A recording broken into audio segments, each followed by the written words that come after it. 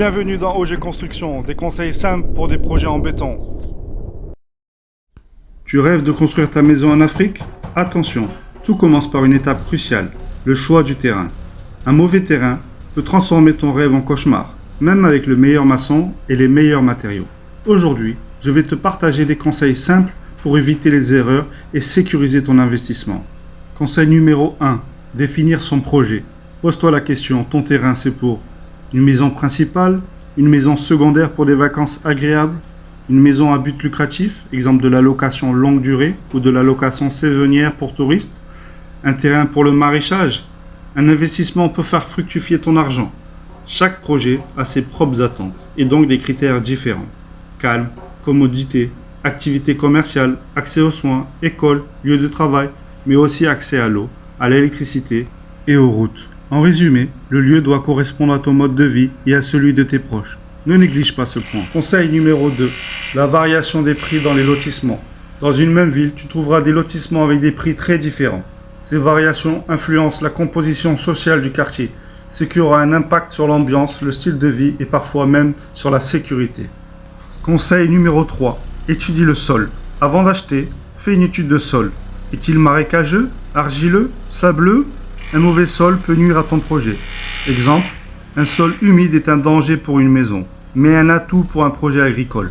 Chaque sol peut être bon ou mauvais selon ton objectif. Conseil numéro 4. Visite le terrain en saison de pluie. Cela te permettra de voir si le terrain est inondable, mais attention, un terrain non inondable aujourd'hui peut le devenir plus tard à cause des nouvelles constructions qui modifient le relief naturel du terrain.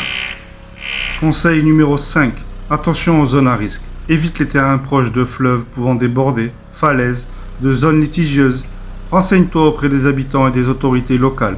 Un terrain beau et pas cher cache parfois des surprises. Conseil numéro 6. Vérifie l'accès aux services. Un terrain sans eau, sans électricité ou sans route praticable peut te coûter très cher en aménagement. Parfois un terrain pas cher te revient plus cher en fin de compte. Conseil numéro 7. Vérifie la légalité du terrain. Avant de signer quoi que ce soit, vérifie les papiers. Titre foncier, bail ou délibération. Ne fais jamais confiance aux ventes sans document clair, même si le prix est bas. Assure-toi aussi que le vendeur est bien le propriétaire. Pour cela, enquête auprès des voisins, parle au chef de quartier ou de village. Vérifie auprès des services de l'État. Conseil numéro 8. Protège ton bien après l'achat. Une fois que tu as acheté, clôture ton terrain. Écris dessus, pas à vendre, avec ton numéro de téléphone. Préviens les voisins, laisse-leur ton contact et visite ton terrain de temps en temps.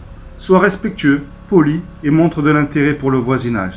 Ils seront plus enclins à surveiller ton bien et à prévenir en cas de problème.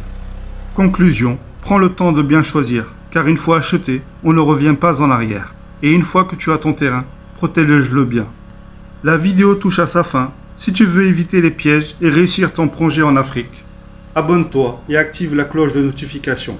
Je partagerai régulièrement des conseils simples, pratiques et adaptés à la réalité du continent africain. Et si cette vidéo t'a été utile, partage-la à tes proches, ils se posent sûrement les mêmes questions que toi. Like la vidéo pour aider au référencement. À très bientôt sur OG Construction.